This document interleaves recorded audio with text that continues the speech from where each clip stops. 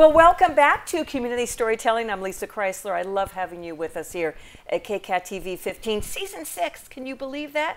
And we have been sponsored since day one by my fairy godmother, Linda Lester. And this year, Tyler Taylor brought on board Successful Aging Solutions and Community Consulting, which we call SASSY for short, which does so much for senior citizens in the community. And I've got two great people here today because we're really talking about an old organization, Rotary, Los Gatos Afternoon Rotary, because we have two Rotaries. How many towns or cities have two Rotaries? Not the size of Los Gatos, particularly. That's for sure. Right. So you're looking at Suzanne Boxer-Gassman, and then next to her is, we go way back, John Pencer. And they've been around town for many, many years. And the big deal about the Rotary, coming up in January, 100 years old in Los Gatos. Now, John, have you been a member for 100 years? No, just less. 51 years, to be exact. exact. Are you serious? Yes. Are you Yes. one of the older members? I mean, I don't mean my age, but 51 I am years. the third longest serving Rotarian in Los Gatos right now. Really? Yeah. I'm fortunately not the third oldest, but well, I hear you. I was only 9 when I joined Rotary. I get it. No. Yeah, I get it. And Suzanne, what about you? I joined in 2006, and so I've seen a lot of changes just since then, but I haven't been here for 100 years. And you don't look it either. You're beautiful and young looking. Oh, thank you. Why'd you join? I joined because I was superintendent of Los Gatos schools at that time. And that was something superintendents did. But when I retired, I didn't think I would stay a member. You know, it was part of my job. Sure. But in fact, I couldn't leave it because of the people that are in Rotary. I was just, you know, they were so helpful to the school district and so kind in so many ways that I just thought, why would I not want to be part of this group? I get it. John, why did you join? My boss was a Rotarian, and I noticed the Rotary plaque on his wall, and he said, look, if you ever get an opportunity to join Rotary, you've got to take advantage of it. It's the best people in town, business and professional people, and a wonderful experience. And he was right. He was right. Within a year and a half later, I got an invitation from Los Gatos to join, and took advantage of it. It was wonderful. I think they must have been in some sort of drive to get younger members involved. Yeah. You know, so I had a phony ID. I was 23 at the time, but my ID from college said I was 53, so no one gave me a hard time. Yeah. Do you know, how many members do you think there were when it started 100 years ago? Do you know? No, I don't Well, how know. many are there now? Oh, about 100, almost 120, right? Wow. More, I think, in the last that's year. big time. Yeah, when other clubs are having problems getting members, we've been fortunate because our membership looks for good people and invites them, and we've been able to grow. So that's tremendous during COVID and now. And Rotary, where did that name come from? Do you know? Yeah, five men started Rotary, and they didn't have a place to meet, so they would rotate between their offices. Isn't that great? That is great. And 1 or 2 were attorneys, and they couldn't get anybody to go to lunch with them, so they had, no, I'm only teasing, they had lunch meetings.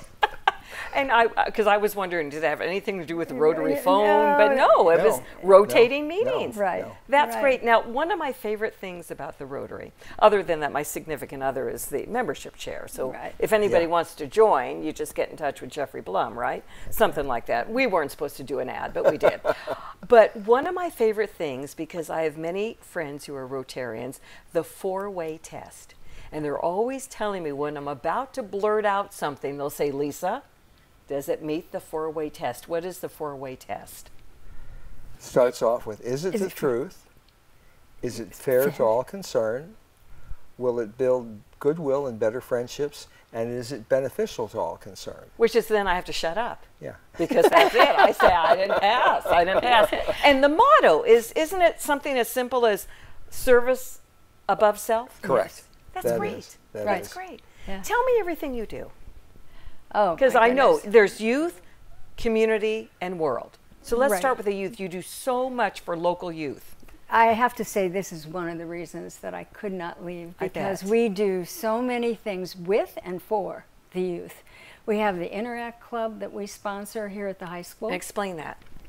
It's a service club, and they do all kinds of good deeds, just like we do at our club.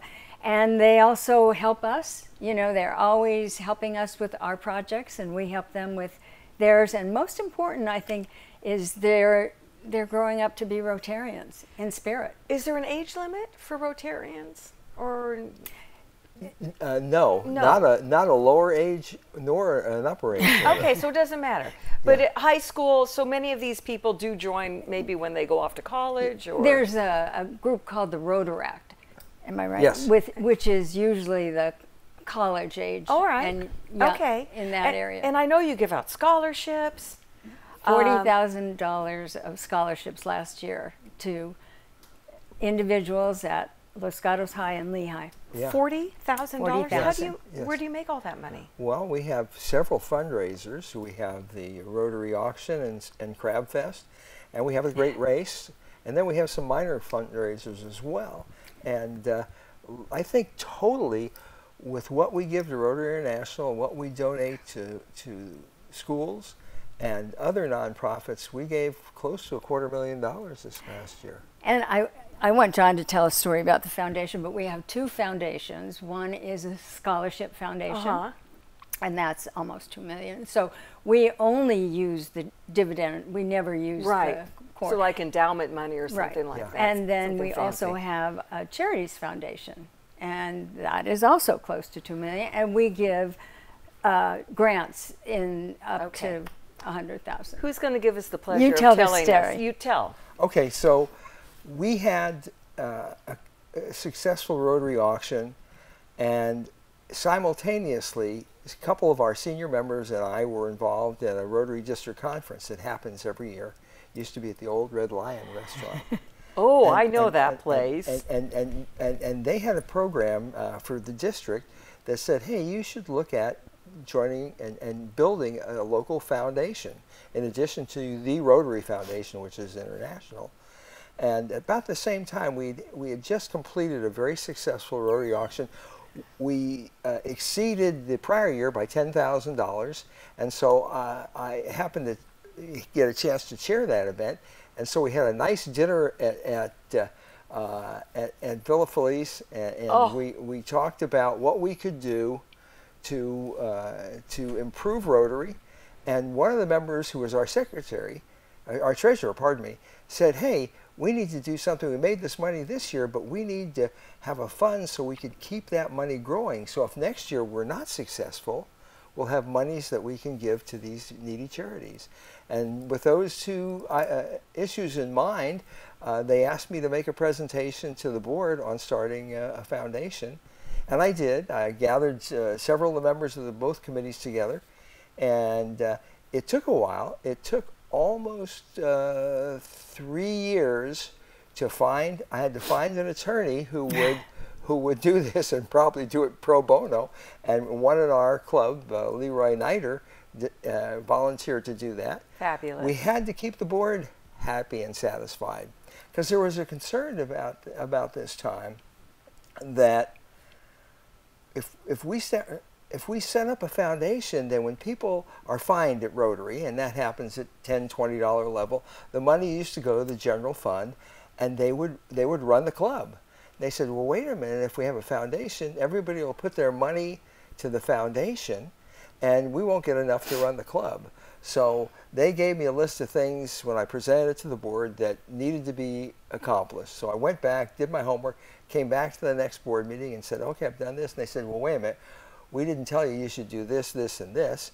And so I had to come back for a second board meeting and then a third. And I said, I'm going to come back every month to your board meeting until we get this right, because it's the right thing to do. Right. If we're going to give money to people, when we collect money, it needs to be in a separate account. And what did you start with?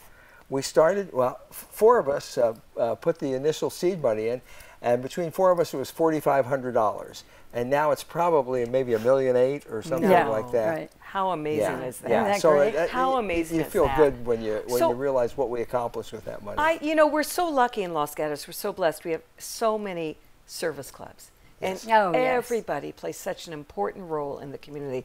But I want, you know, we're here to celebrate 100 years of Rotary, and I want you to tell us some of the communities, some of the charities and nonprofits that you have given money to locally. Oh, I mean, I know the list goes on and on, Yeah. but name a few. Well, one thing that comes to mind is West Valley Community Services. They serve kids and adults, I mean families, all over the Santa Clara County. But recently, in the fall, they have a back-to-school shopping spree, and we sponsor that, and they give kids who qualify $100 or $150 to come and shop. And they ask volunteers to take the kids shopping, and they come away with school clothes and backpack and all the things that they need for school. And you know, people are saying, really, in this area, these Yes. kids need it? Yes. Yes. Yes. Yes. Yes. We have a lot We of have families too people who are need help. needy. So Yes. that's fabulous. You name one of your favorites. We also spend money to support the homeless. People say Los Gatos, you don't have homeless, but we do. We do. We do, and they need to get a square meal. They need to have a place to shower, a place to wash their clothes, and so on. And we partner with St. Luke's. We used to cook 2 or 3 times a year, but once COVID came along... And you're a good cook. Well, thank you very much. Yes, I appreciate yes, he is. we used to do that, and once or twice a year wasn't enough. And COVID happened, and we couldn't meet with them anymore. Yeah. And so we now provide bags of food and canned goods for them, so to get them through the week. Every week we do that. So you're there. You're there for those in need. Yeah. And I know worldwide, of course, polio. Is polio still the We're main? this far. And we are. close. Aren't there maybe just 2 little countries now? Yeah, it's Very few. Afghanistan Very few cases. and what else? One more near there. Is Pakistan? Yes, I don't want. Is yes, it Pakistan? both Pakistan Okay. and Afghanistan. You want to speak out of turn. Only have a couple cases, but polio is so virulent. Once it gets started, it just grows like wildfire. And that was your main goal and what you have done. I mean, I think most of the eradication, if I'm not speaking out of turn, is because of Rotary. It is. Yes. I mean, that was, you know, that was your goal, and you did it. Bill Yes. and Melinda Gates joined the party. Yes, and they But helped. Rotary started it. That's just amazing. Yeah. So what are we going to do for the next 100 years? Well, continue to grow. You know, during my tenure here, we brought women into Rotary, which was... Wait a second. Let's back up a second here. Yeah, there Wait, were no was there women. a time there were no women in Rotary? When I joined It was a Rotary, it was fellowship. a men's club. It was a men's club, and it was a knife and fork club. You got together for lunch, and you did very little else. You had one function. One function with your spouses, and in this case, wives. Yeah. For Valentine's Day, and that was basically it. We gave away one Paul Harris Fellow to a deserving Rotarian once a year, and that was our fundraising. And so when we started off with the Rotary auction, that was one of our major fundraisers. We got some reluctance from our own members, and it was kind of embarrassing, but a group of the old timers that sat up front said, we're not here to raise money, you know, why are we doing this? And so I had a committee that I chaired for this, and my committee was really upset. Some wanted to leave because we decided that an auction at that time, and that was 1980-81. That the auctions were kind of novel then, not like they are now. Well, when did women come on board? 1987. Really? Yeah. Supreme Court. Yeah. Really? Ruled. And wow. And, so, it was a long process. How many women are in your group now? You better say a lot. So I think we're up to 35–40%, but we were stuck. When I came, it was not many, maybe 20, 25 at the most. Okay. But we've grown, and we've prospered. I mean, there are so many more things that we can do now. It's just fantastic. Well, but yeah, it was we women rule, and Yeah. we make those things happen, right? Well, it was a tough sell. It was a tough sell to Yes. the old timers. I bet it was. I want to say one thing that I once asked a a woman that I knew who had volunteered in the school district, you know, what are you doing now? And I said, why don't you join Rotary? And she said, well, I don't have a business. I thought you had to be in business. And I said, no. And I think that there has been a misconception about Rotary, that it's all about businessmen. Right. And it's not anymore. Because anybody can do service above self. That's right. Male or female. That's right. Whether you own a business, whether you're a stay-at-home mom, it just doesn't matter. Yeah. Right. Yeah. Right. Well, congratulations on 100 years. Thank and you. Thankfully Thank you. you were not there at the beginning. Looking good, isn't But he? looking very good. And you, of course, Suzanne, you've done so much in this community, both of you. But I Thank mean, you. you were with the schools, and we can't thank you enough. And now you're just serving in another capacity. It's really nice to see them flourish as they are. I Yeah. bet. Yeah. I Yeah. bet. Yeah. 100 years of Yeah. Los Gatos Rotary. Los Gatos Afternoon Rotary, although beginning, there's Yeah. a morning Rotary, and Yes. it started as one. Right. Yes. It started Yes. as one. Yes. So Los Gatos Rotary is coming up to 100 years. Thank you both so much for Thank being you with for us. having Thank you us. for Giving us having the us. history. I love it. Great. Yeah. And go women. Okay. Thank you for being with us Great. today. Community storytelling at its finest. And if you have somebody you'd love to nominate, you go to kcat.org, community storytelling. There you have it. I'll be sitting next to you next time. Thank you so much for being with us here. I'm Lissa Kreisler, and you are watching KCAT TV 15.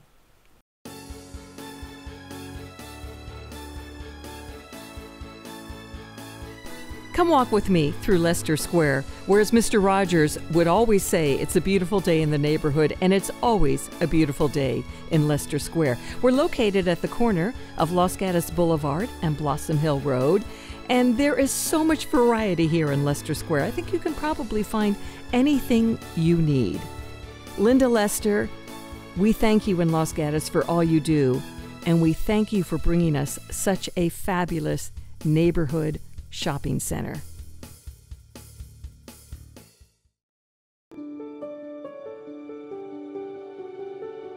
Successful Aging Solutions and Community Consulting, also known as SASCC, or as we like to say SASSY, has been serving the needs of the 55-plus population for over 40 years.